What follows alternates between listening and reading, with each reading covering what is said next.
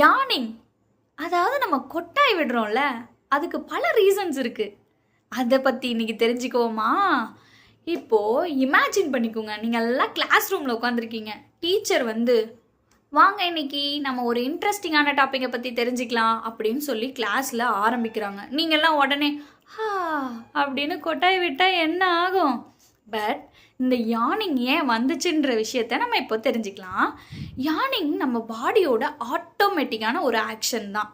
நம்ம பாடி டயர்டாக இருக்கும்போதோ இல்லை நம்ம ஒரே இடத்துல லாங் டைம் நம்ம அதையே பண்ணிகிட்டு இருந்தாலோ இல்லை நம்ம தூக்கம் ஸ்லீப்பியாக இருந்தாலோ நமக்கு இந்த கொட்டாயி வரலாம்.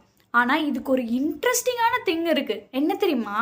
சயின்டிஸ்ட் இன்னும் இந்த கொட்டாய் விடுறதுக்கான உண்மையான ரீசனை கண்டுபிடிக்கவே இல்லை.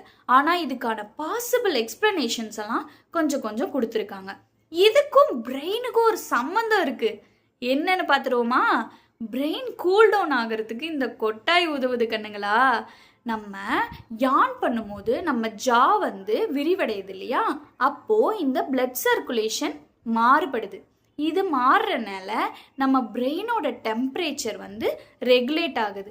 நம்ம பிரெயின் கம்ப்யூட்டர் மாதிரி வேலை செஞ்சுக்கிட்டே இருக்கு இல்லையா, அது தொடர்ந்து வேலை பண்ணிகிட்டே இருக்கிறனால நம்ம ஜா மசில் ஸ்ட்ரெச் ஆனோடனே திடீர்னு மாறுபடுறப்போ அந்த டெம்பரேச்சரை ரெகுலேட் பண்ணுறதுக்கு இந்த யான் வந்து ஹெல்ப்ஃபுல்லாக இருக்குது. ஸோ பிரெயின் சொல்லுது, கொஞ்சம் ரெகுலேட் பண்ணுறதுக்கு நீங்கள் யான் பண்ணுறதுல தப்பே இல்லை.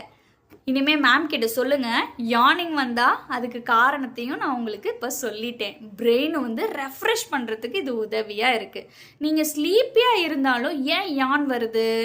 நீங்கள் தூக்கம் வர மாதிரி இருந்தாலோ இல்லை தூங்கி எந்திரிச்சதுக்கப்புறமா உங்களுக்கு கொட்டாய் வரும். அது ஏன்னா நம்ம ஸ்லீப் சைக்கிள் மாறுபடுது இல்லையா.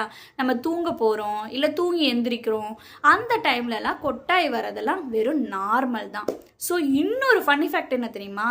நம்ம பக்கத்தில் யாராவது உட்காந்து கொட்டாய் விட்டாங்கன்னு வச்சுக்கோங்களேன், நம்மளுக்கும் கொட்டாய் வரும், நம்ம ஃப்ரெண்ட்ஸுக்கும் கொட்டாய் வரும், அப்புறம் கிளாஸ் ரூமே ஒரு கொட்டாய் விடுற கிளப்பு மாதிரி மாறிடும். கரெக்டா? இதுக்கு பேர் கண்டேஜியஸ் யானிங்னு சொல்லுவாங்க. ஒன் லைனில் சொல்லணும்னா, யானிங் பண்ணுறது நேச்சுரலாக நம்ம பாடியில் நடக்கிற ஒரு பிஹேவியர் தான். ஒரு வேளை அது ஸ்லீப்பினஸ்னால கூட வரலாம். இப்போ நம்ம ஒரு வேலை செஞ்சிட்ருக்கோம் லாங் டைமாக, அதை மாத்திரனால கூட வரலாம். இல்லை நம்ம பிரெயின் டெம்பரேச்சரை ரெகுலேட் பண்ணுறதுனால கூட வரலாம். So yawning is good only. Okay childrens, bye. இந்த வீடியோ உங்களுக்கு பிடிச்சிருந்தா லைக், ஷேர் அண்ட் சப்ஸ்கிரைப் பண்ண மறந்துடாதீங்க.